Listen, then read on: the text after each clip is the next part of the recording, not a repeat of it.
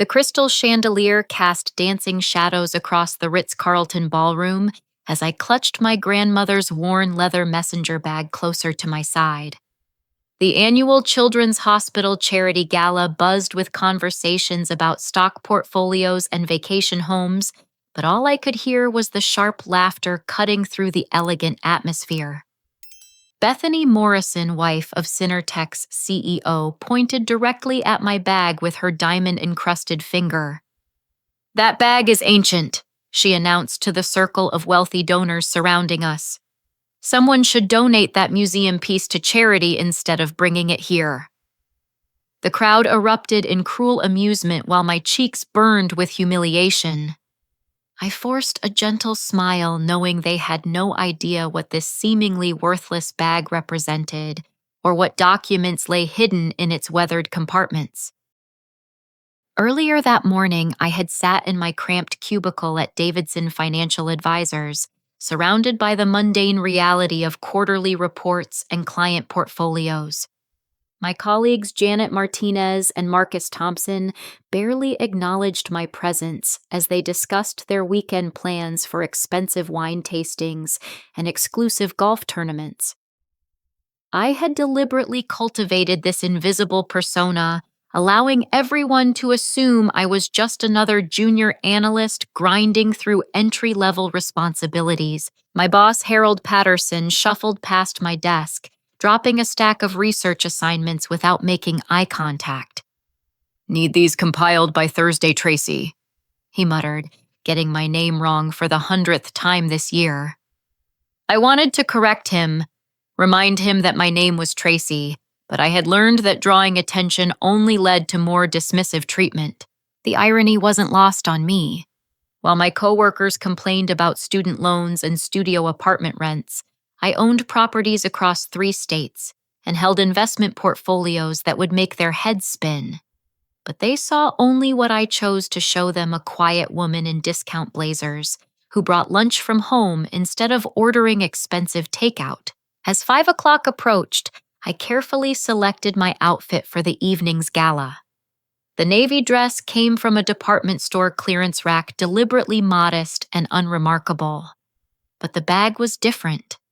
My grandmother Margaret's messenger bag had accompanied her through every business meeting as she built her textile empire from a single sewing machine during the Great Depression. The leather bore scars from decades of use, each mark telling a story of determination and resilience. I arrived at the Ritz-Carlton just as the valet parking filled with luxury vehicles. Stepping out of my practical Honda Civic, I watched Bentleys and Maseratis glide past like mechanical peacocks. The contrast was intentional. While other guests flaunted their wealth through designer accessories and imported automobiles, I carried my true power in an unassuming bag that most people would dismiss as shabby. The ballroom sparkled with enough diamonds to fund a small nation's budget. Women draped in designer gowns air-kissed their way through conversations about private jet maintenance and yacht crew management. Men in custom tuxedos discussed merger opportunities between sips of champagne that cost more per bottle than most people earned in a week. I moved through the crowd like a ghost, observing the social dynamics that revealed so much about character and motivation. Robert Morrison, Cinertech's CEO, commanded attention near the auction display, his booming voice describing technological innovations that would revolutionize data processing. His wife, Bethany, orbited around him like an expensively dressed satellite, collecting compliments about her jewelry and ensuring everyone noticed her latest plastic surgery enhancements. When Bethany's eyes landed on my bag, her expression shifted from polite interest to barely concealed disgust. She whispered something to her friend Sandra Walsh, and both women began giggling behind their champagne flutes. The whispers spread through their social circle like ripples on a pond, drawing more attention to my perceived fashion failure. "Excuse me," Bethany called out loudly enough for nearby conversations to pause. "I couldn't help but notice your bag. Is that some kind of vintage piece?" Her tone dripped with false sweetness. the kind of patronizing concern that wealthy women used when they wanted to highlight someone else's inadequacy. I recognized the setup immediately, having witnessed similar social executions at previous events.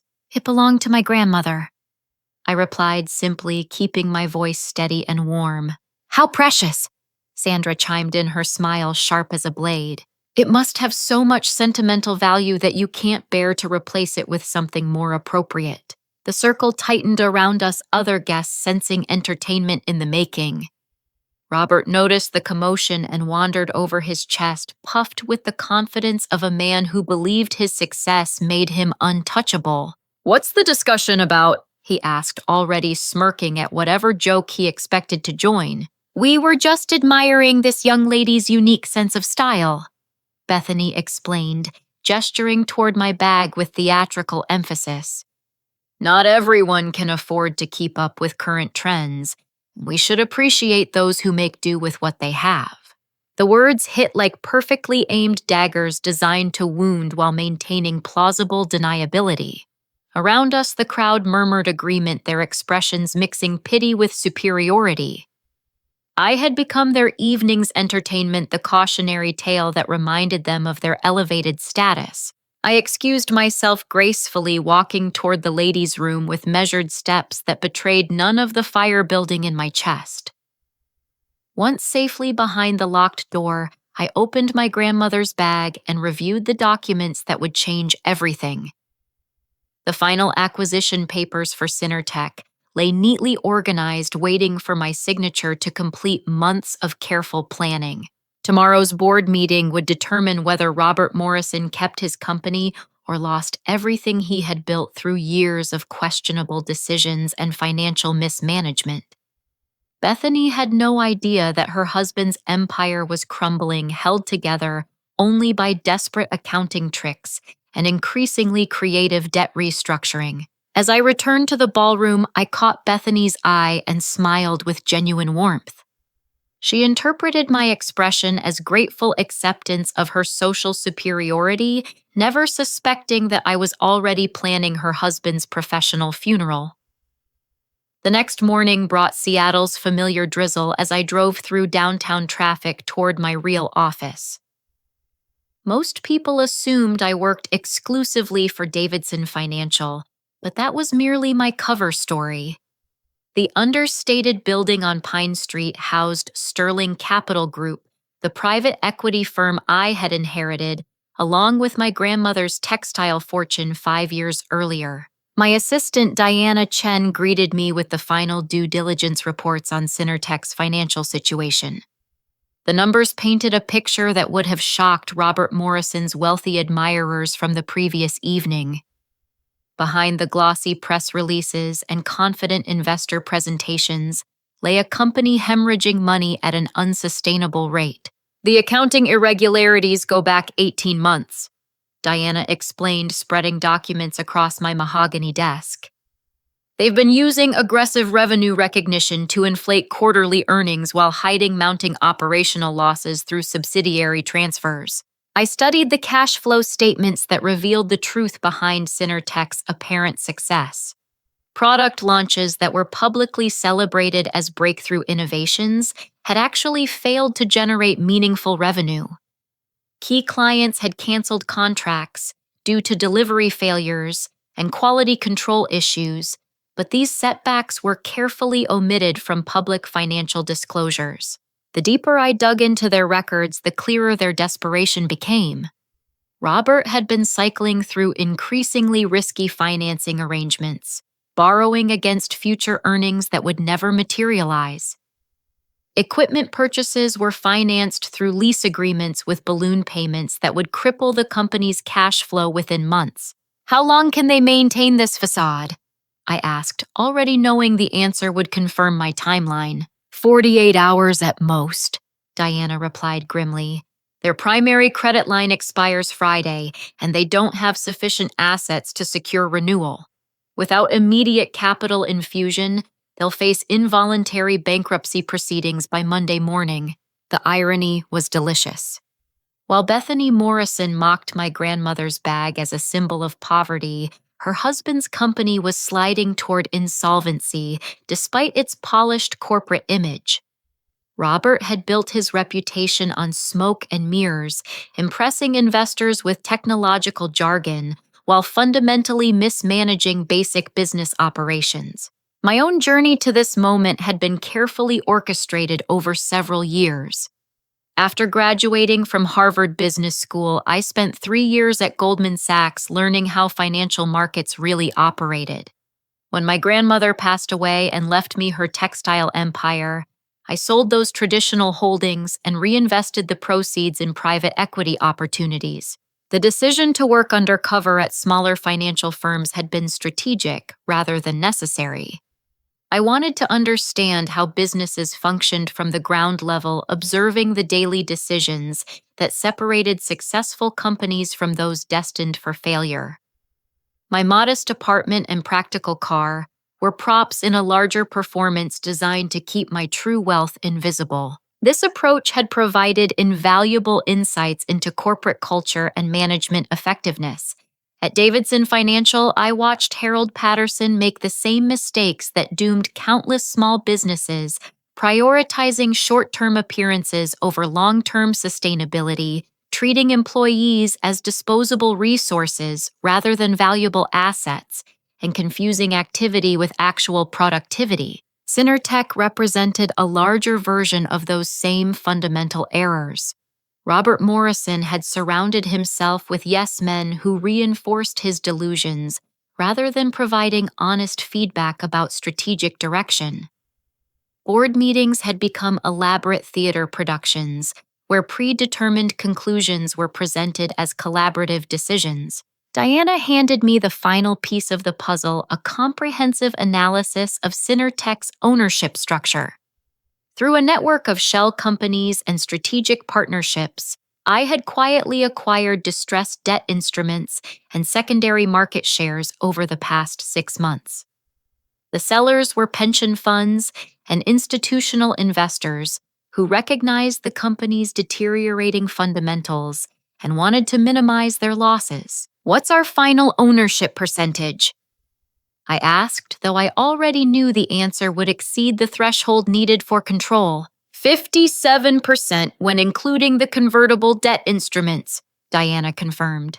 More than enough for majority control and complete operational authority. The acquisition had been executed through legitimate market transactions that followed all regulatory requirements.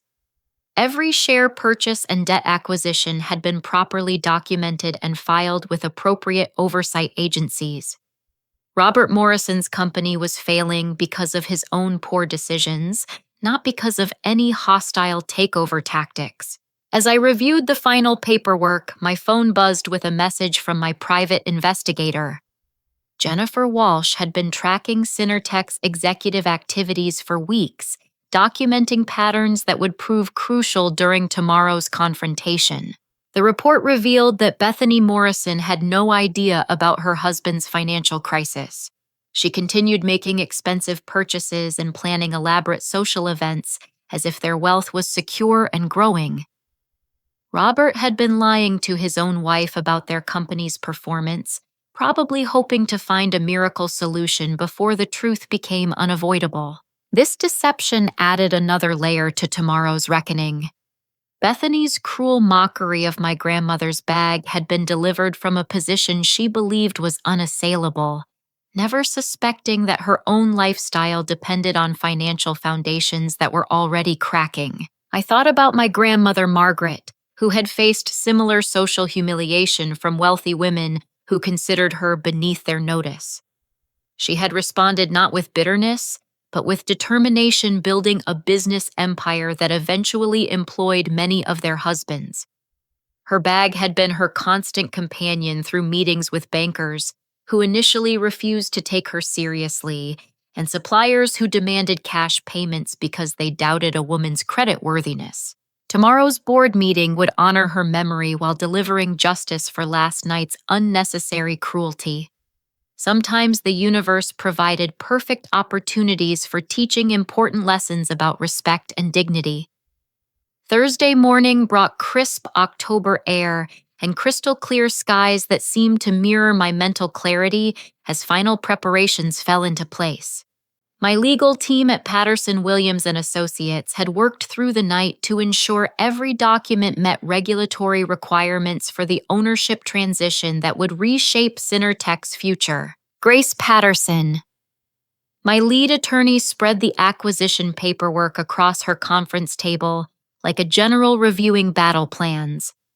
Each contract represented months of careful negotiation with distressed debt holders and institutional investors who wanted to exit their Synertech positions before the inevitable collapse. The convertible debt instruments are the key, Grace explained, pointing to specific clauses that had been negotiated with remarkable foresight. When Synertech defaults on their credit facilities tomorrow, these automatically convert to equity shares at predetermined values that reflect current market reality rather than the inflated book values Robert has been reporting. The beauty of the structure lay in its complete legitimacy.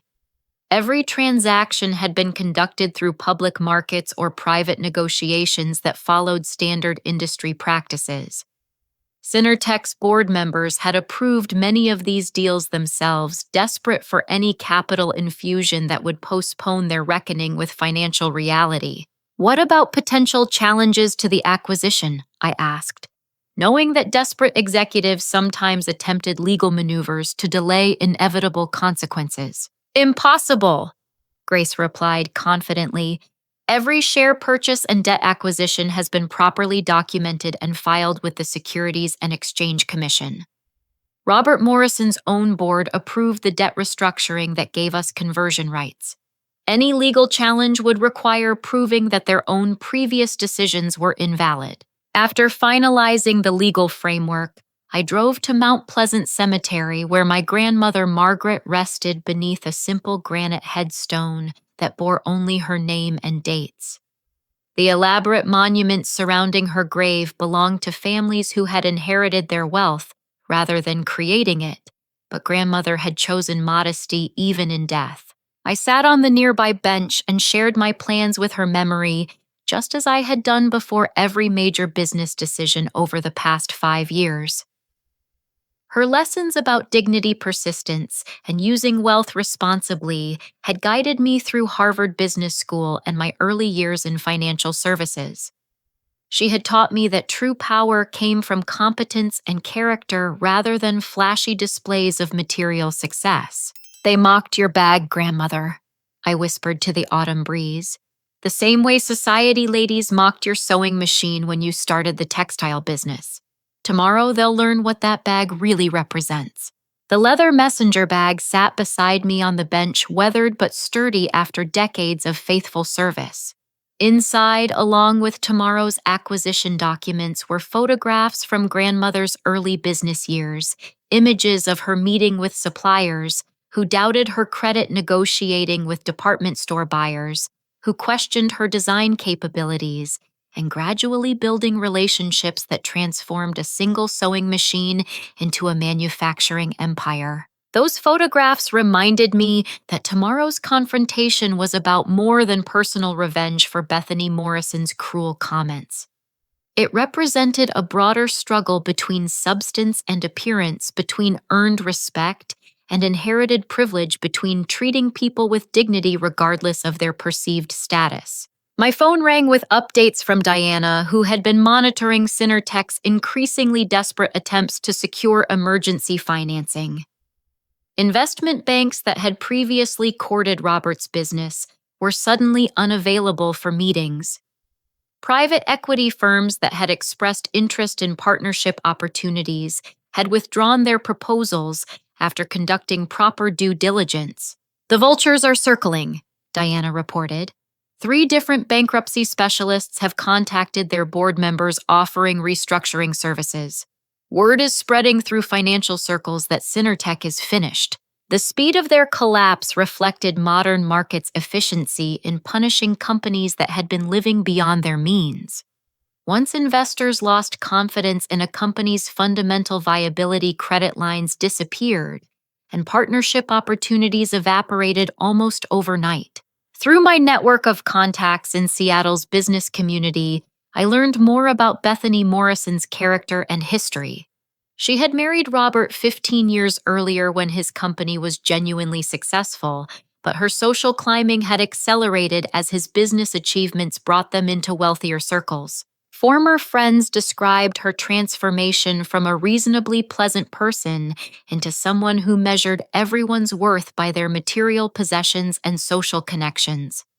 She had developed a reputation for cutting remarks designed to establish her superiority over women she perceived as threats or competitors. Several people mentioned incidents similar to last night's attack on my grandmother's bag, public humiliations targeting other women's clothing, jewelry, or accessories that failed to meet Bethany's standards for appropriate luxury display.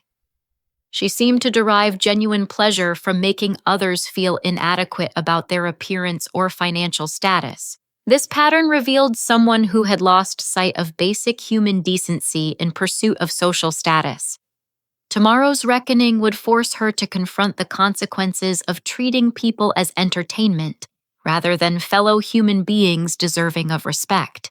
As Thursday evening approached, I made final preparations for tomorrow's board meeting.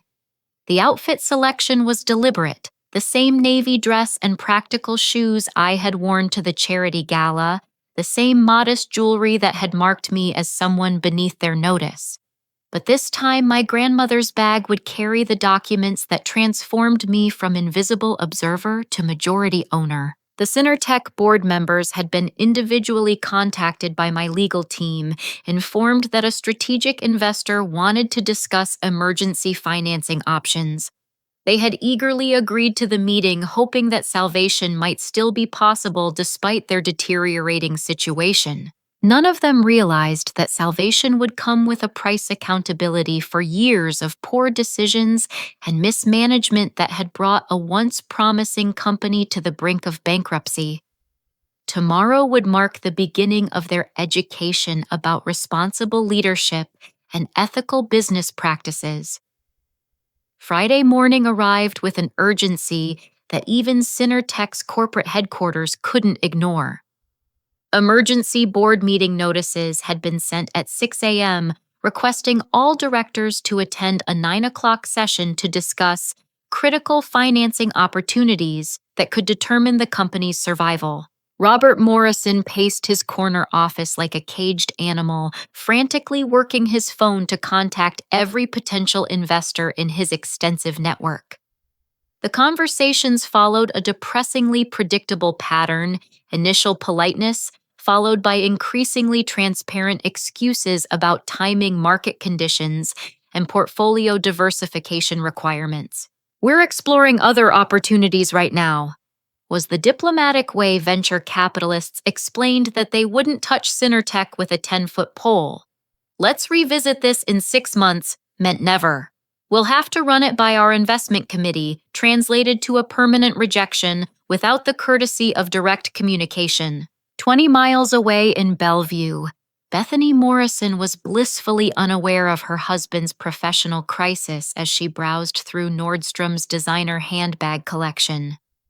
The irony of her shopping expedition wasn't lost on the universe. While she examined leather goods that cost more than most people's monthly salaries, her husband's company was collapsing beneath the weight of his financial mismanagement. "I'll take the Hermès and the Chanel," she informed the sales associate with the casual confidence of someone who had never worried about money. "And that Louis Vuitton tote would be perfect for the country club luncheon next week." The sales associate, a college student named Emma, who worked weekends to pay for textbooks, carefully wrapped each purchase while listening to Bethany's running commentary about poor people who carry cheap bags and the importance of maintaining proper appearances in social situations. Emma bit her tongue as Bethany criticized other customers' fashion choices, making cruel observations about women who clearly couldn't afford to shop somewhere appropriate for their budget level. The young woman thought about her own mother's worn purse carried for 8 years, through 2 jobs and night school to support their family. Back at Cinertech headquarters, Diana Chen was orchestrating the final details, of what would become Seattle's most significant corporate acquisition of the year. Legal documents had been prepared for immediate execution, financial transfers were queued for electronic processing, and regulatory notifications were ready for submission to appropriate oversight agencies. Robert Morrison's assistant just confirmed the 9 o'clock meeting, Diana reported during our final briefing. She sounded nervous. I think word is spreading that something major is happening. I reviewed the acquisition timeline one last time, ensuring that every step followed proper corporate governance protocols. The beauty of the takeover lay in its complete adherence to standard business practices. We had purchased shares through legitimate market transactions, acquired debt instruments through voluntary seller negotiations, and structured the ownership transfer according to existing regulatory frameworks. Any word from the private investigator about Robert's recent activities?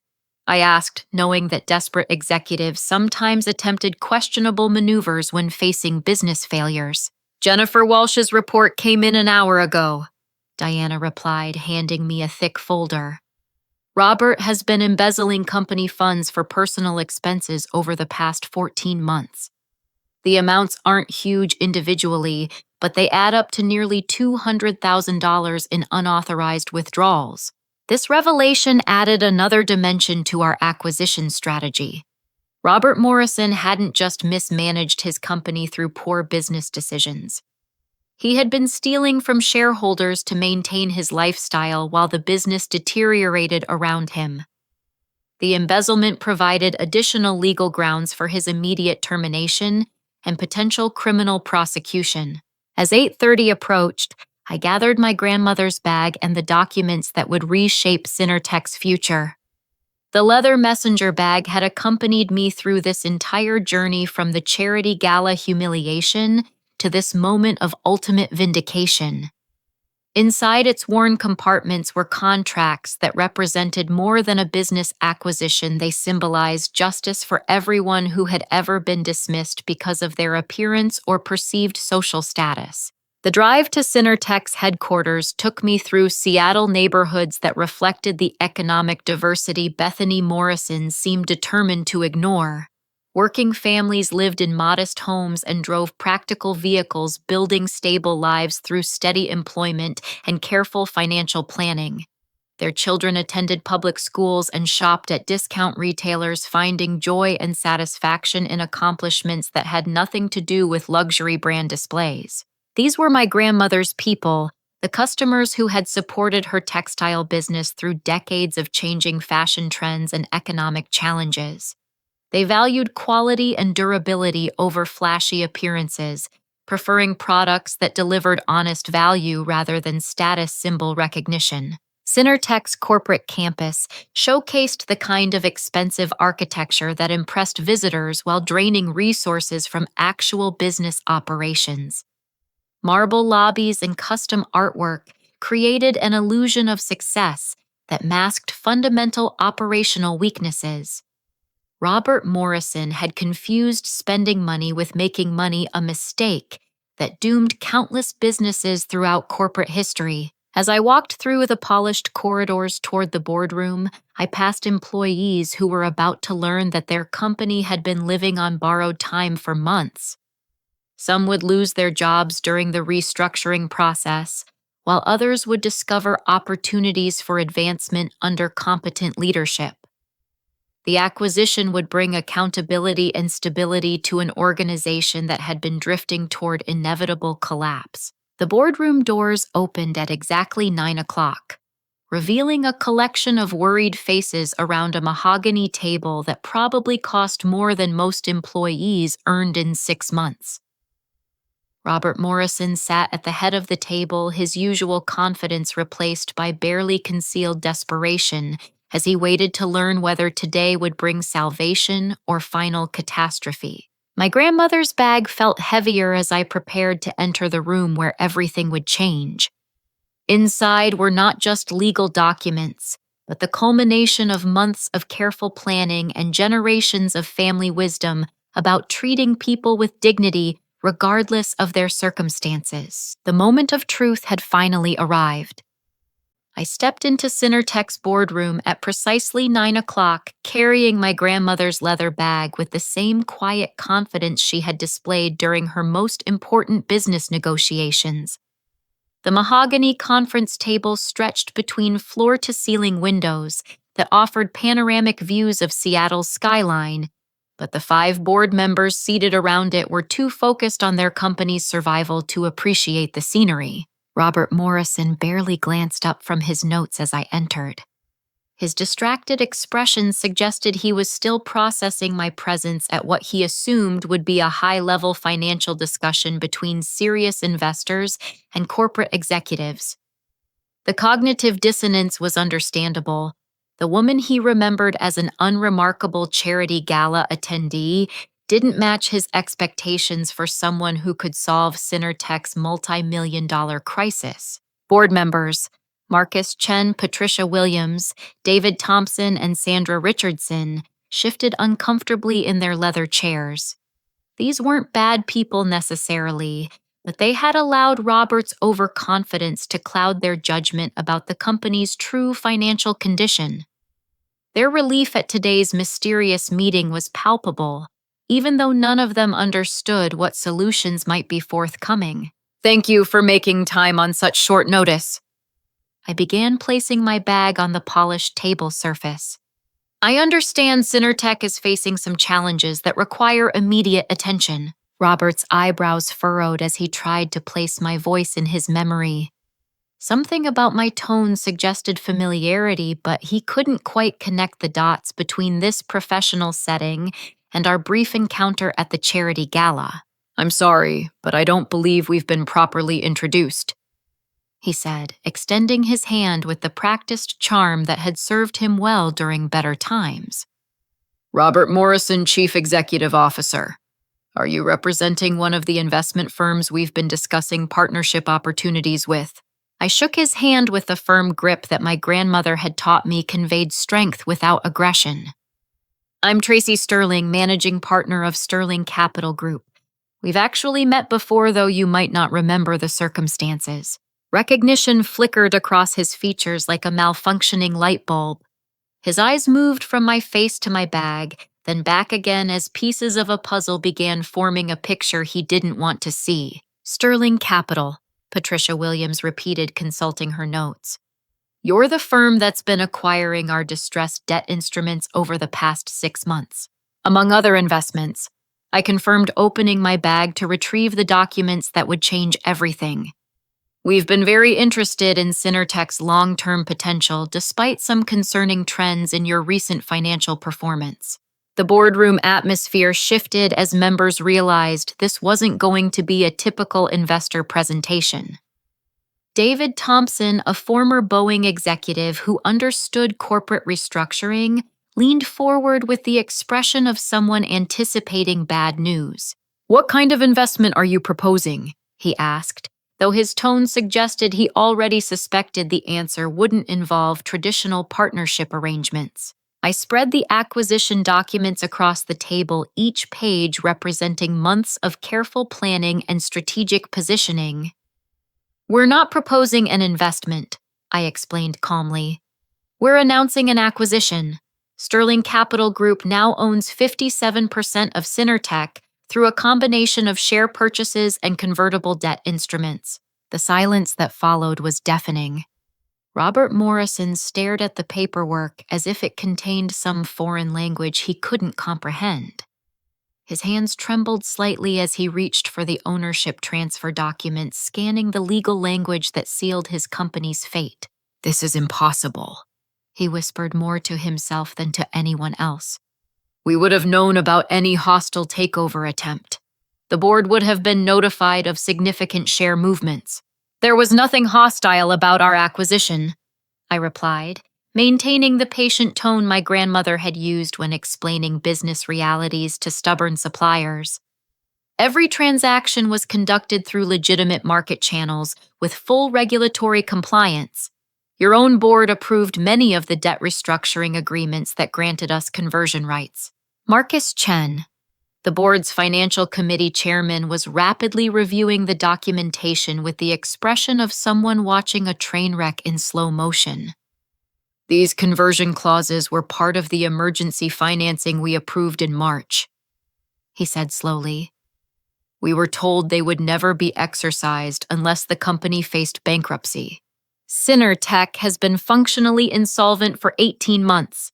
I explained, producing Diana's financial analysis. Your quarterly reports have been using creative accounting to hide operational losses that would have triggered default clauses on your primary credit facilities. As of this morning, those facilities have expired without renewal. The boardroom fell silent again as the implications sank in. Robert Morrison's face cycled through disbelief, anger, and finally a terrible understanding of his situation.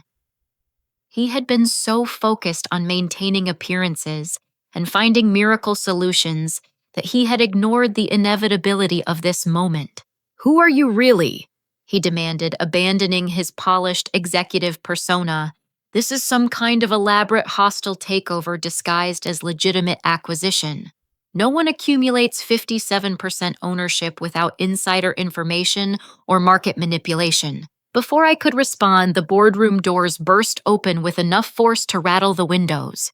Bethany Morrison swept into the room carrying multiple shopping bags from Nordstrom Saks and Tiffany & Co., clearly expecting to show off her latest purchases to her husband and his impressed business associates. She froze when she saw me sitting at the head of the conference table, surrounded by legal documents and serious-faced board members. Her eyes immediately focused on my grandmother's bag, the same ancient accessory she had mocked so cruelly just 2 nights earlier. "Robert, what is she doing here?" Bethany asked, her voice carrying the same dismissive tone she had used at the charity gala. "Aren't you supposed to be meeting with important investors about saving the company?" The irony was so perfect, it seemed scripted by a particularly clever screenwriter. Bethany stood in the doorway, clutching shopping bags filled with luxury items she could no longer afford, while the woman she had publicly humiliated sat in her husband's boardroom holding documents that granted complete control over his business empire. "Mrs. Morrison," I said gently, "I'm afraid there's been a misunderstanding about your husband's financial situation. Perhaps you should sit down while we explain what's happening to Tech." Robert Morrison looked like a man watching his entire world collapse in real time. The wife who had married him for financial security was about to learn that their wealth had been an illusion maintained through increasingly desperate accounting tricks.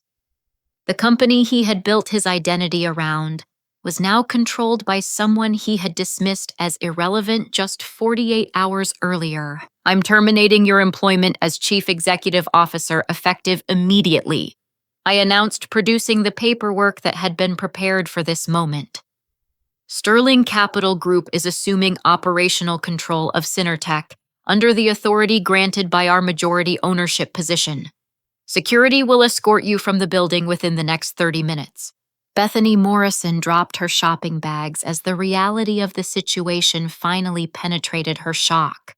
Designer handbags spilled across the marble floor like casualties of her husband's corporate battlefield, their expensive leather making a mockery of her recent criticism of my grandmother's weathered bag. The confrontation was over. Justice had been served with the same quiet dignity that had characterized my grandmother's approach to business. Now came the harder work of rebuilding a company and teaching important lessons about respect, integrity, and the true sources of lasting success. The next 30 minutes transformed Tech's corporate culture more dramatically than the previous 5 years of Robert Morrison's leadership combined. While security personnel escorted the former CEO from his corner office, I addressed the remaining board members and senior staff about the immediate changes that would stabilize the company and protect employee jobs. "Our primary goal is preserving this organization and the livelihoods it supports," I explained to the assembled group in the main conference room. "Sterling Capital Group has experienced restructuring troubled companies, and we're committed to building sustainable success. rather than pursuing short-term financial extraction. Patricia Williams, who had served on the board for 12 years, raised her hand tentatively.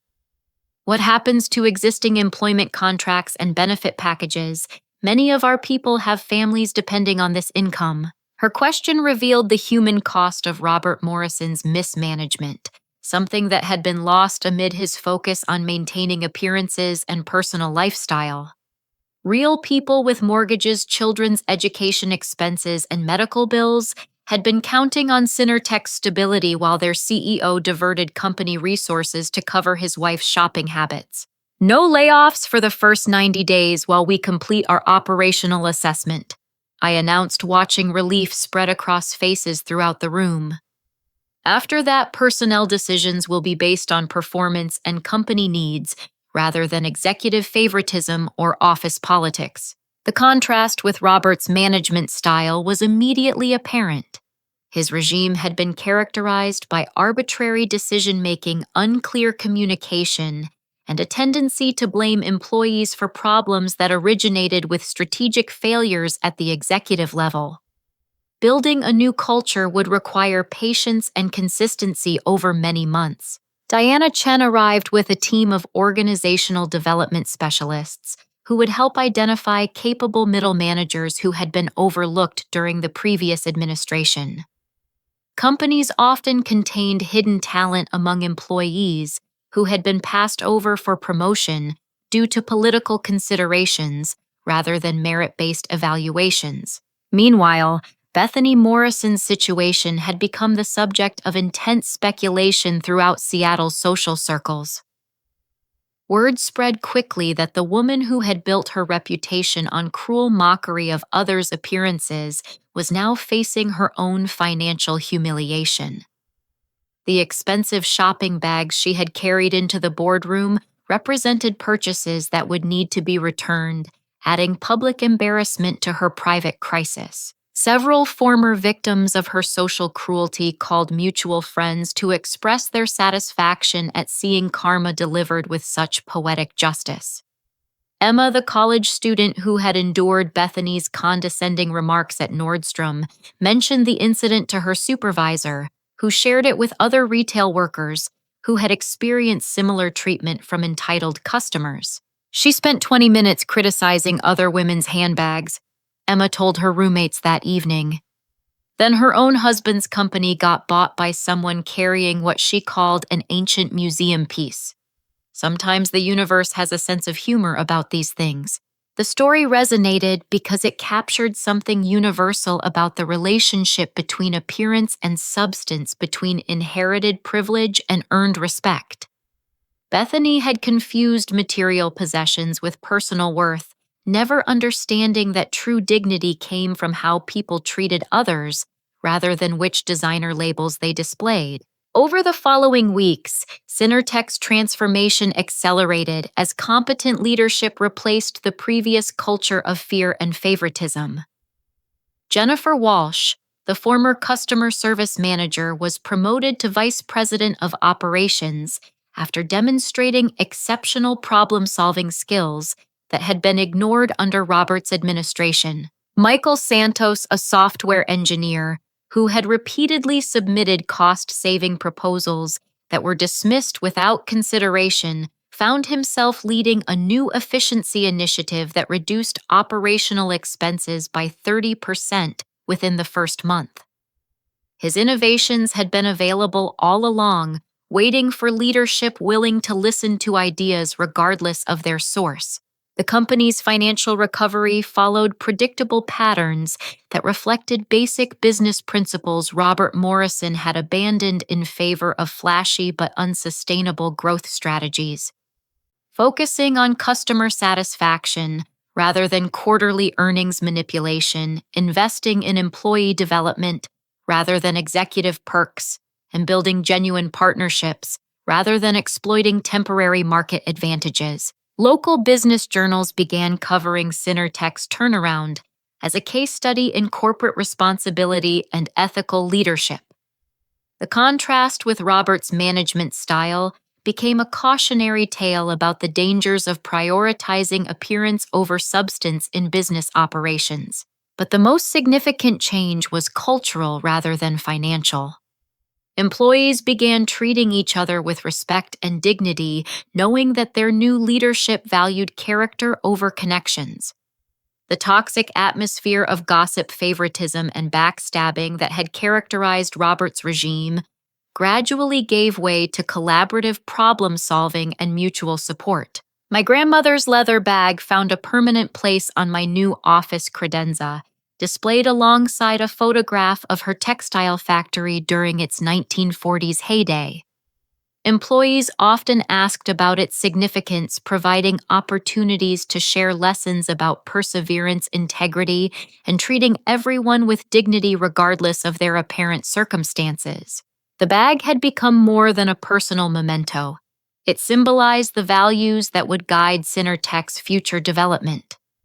Every business decision would be evaluated not just for financial returns, but for its impact on employees, customers, and the broader community that depended on corporate citizenship. Bethany Morrison, meanwhile, had begun the difficult process of rebuilding her life after her marriage collapsed under the weight of Robert's financial deception and embezzlement charges. Divorce proceedings revealed the extent to which their lifestyle had been subsidized by stolen company funds, adding legal complications to their personal crisis. The experience had forced her to confront the emptiness of a life built on material displays rather than meaningful relationships or personal accomplishments. Several former friends mentioned her gradual transformation from someone who measured everyone's worth by their possessions to someone beginning to understand deeper sources of satisfaction and respect. 6 months later, I stood in Synertech's renovated headquarters, watching employees collaborate on projects that would have been impossible under Robert Morrison's dysfunctional leadership. The company's financial recovery had exceeded all projections, but more importantly, we had created a workplace culture that honored every person's dignity and potential contributions. My grandmother's bag rested in its display case, now accompanied by a brass plaque that read, "In memory of Margaret Sterling, who taught us that true worth is measured by character, not possessions." Employees and visitors often paused to read the inscription, sparking conversations about values that transcended quarterly earnings reports. The transformation had rippled through Seattle's business community, inspiring other companies to examine their own cultures and leadership practices. Harvard Business School had requested a case study about our turnaround methodology, particularly our emphasis on treating employees as valuable assets rather than expendable resources. During a recent visit to my grandmother's grave, I shared news of Synertech's success and the life lessons it had provided to hundreds of employees and their families. The bag that Bethany Morrison had mocked as ancient had carried documents that not only delivered justice for personal cruelty, but created opportunities for people who had been overlooked by previous management. "You would be proud of what we've accomplished," I whispered to the autumn breeze that rustled through maple leaves around her headstone. "The bag fulfilled its purpose just like you always said it would when the time was right." The cemetery had become my regular retreat for reflection about business decisions and personal growth. Grandmother's lessons about patience, integrity, and using wealth responsibly had guided every step of Synertech's recovery. Her legacy lived not in expensive monuments or publicity campaigns, but in the daily choices that honored human dignity over material displays. Bethany Morrison had undergone her own transformation during the months following her public humiliation. The divorce settlement left her with modest assets, but also forced her to develop genuine skills and relationships for the first time in years. She enrolled in a community college social work program, hoping to help others avoid the mistakes that had consumed her marriage and social standing. Our paths crossed occasionally at charity events, where she now volunteered rather than attending as a wealthy patron. Her approach to other people had changed dramatically. She listened more than she spoke, offered help rather than criticism, and seemed genuinely interested in understanding rather than judging those around her. During one such encounter, she approached me hesitantly after a habitat restoration project, where we had both been pulling invasive weeds from a local park. Her hands were dirty and her clothes were practical rather than designer, but she carried herself with more authentic confidence than I had ever seen during her wealthy socialite period. "I owe you an apology," she said simply, looking directly at me rather than studying the ground. "My behavior at the charity gala was inexcusable. I was cruel to you because I thought your grandmother's bag made you an acceptable target for my own insecurities and fears." The apology was unexpected, but genuine, reflecting someone who had done serious work to understand her past mistakes. "Thank you for saying that," I replied. It takes courage to acknowledge when we've hurt others, especially when making amends requires admitting uncomfortable truths about ourselves. We talked for nearly an hour about the lessons both of us had learned during the previous months. Bethany described her journey from someone who measured everyone's worth by their material possessions to someone beginning to understand that genuine respect came from character rather than external displays. "Your grandmother's bag represented something I had never experienced," she admitted.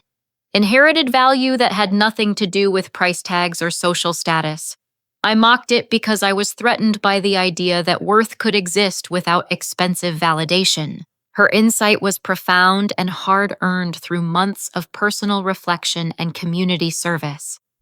The woman who had once derived pleasure from publicly humiliating others was developing empathy and wisdom that would serve her well in future relationships. Robert Morrison had faced more severe consequences for his corporate misconduct and embezzlement.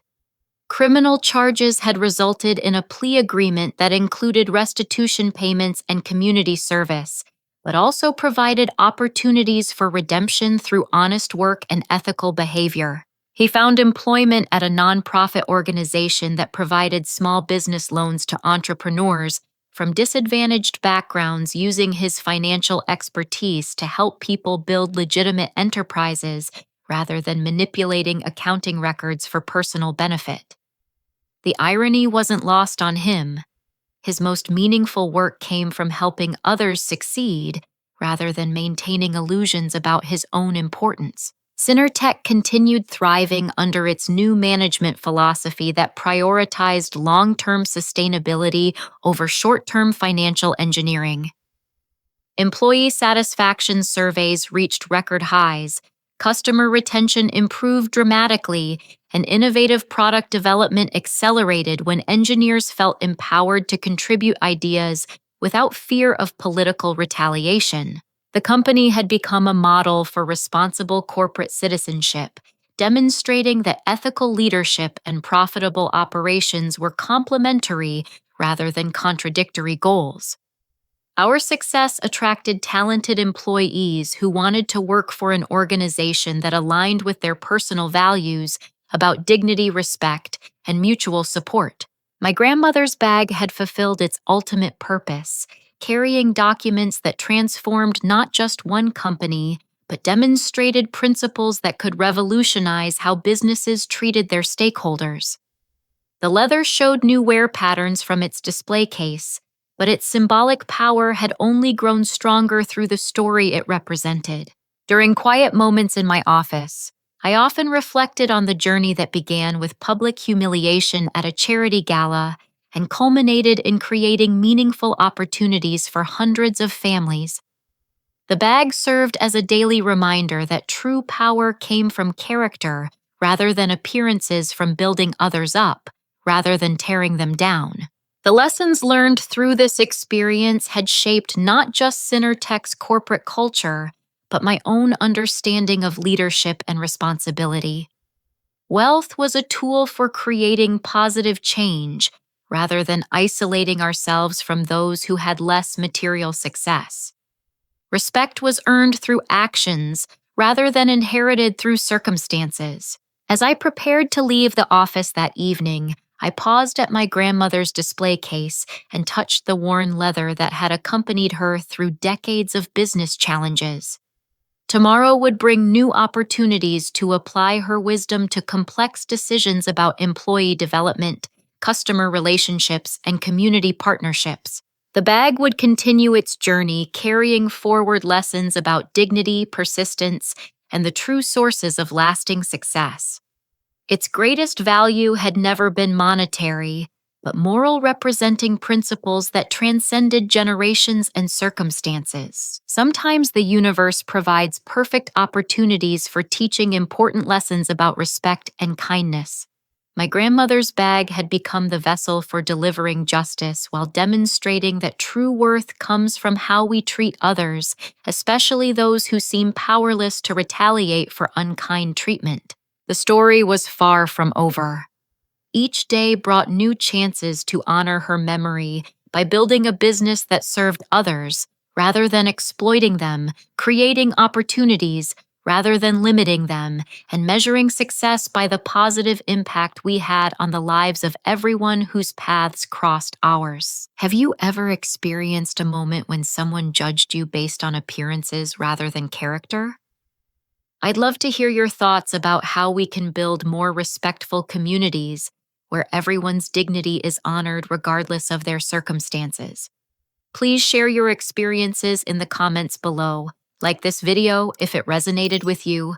Subscribe for more stories about turning challenges into opportunities, and share this message with anyone who might benefit from these lessons about the true sources of worth and respect. Thank you for joining me on this journey, and may you always remember that your value comes from who you are, not what you carry.